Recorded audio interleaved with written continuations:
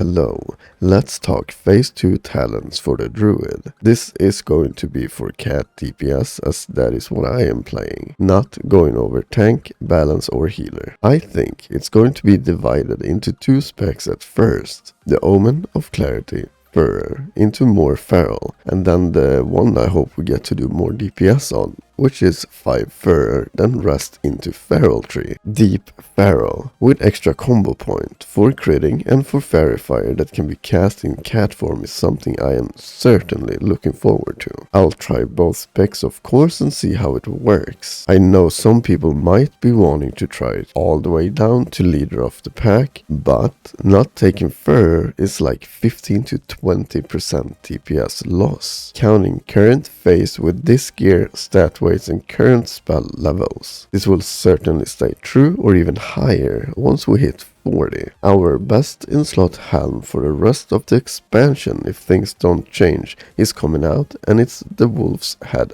Helm. This means every power shift is 60 energy, or if you do it with a tick, it's 80 energy instantly. You'd be crazy if you force your Feral Druid out of fur, if you ask me. For example, you could cast 2 shreds in like 4 to 5 seconds thanks to this plus the helm. And by not using power shifting, it will take you like 10 seconds to do 2 shreds, essentially cutting out the fun of druid by 50%.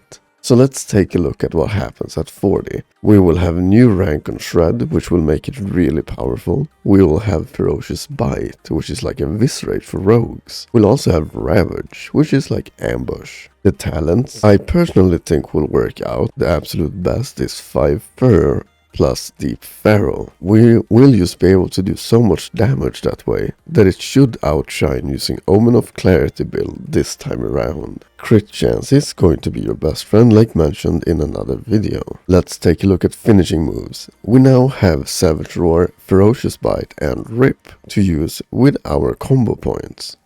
The priority, as I've seen on paper right this moment, is that the bosses you can do Rip on will be favorable over Ferocious Bite at 5 combo points. This means that you'll prioritize having Savage Roar up and then try to dump combo points into Rip as soon as possible and make sure your Savage Roar does not end.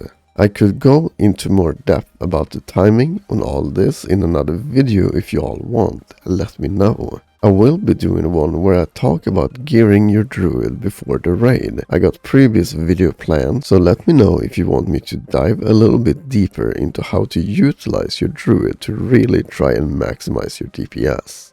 As for this video, just prepare yourself to start power shifting if you haven't already. It's going to be the highest DPS gain. Subscribe to stay up to date on my video, and as always, thank you for choosing to spend your time with me.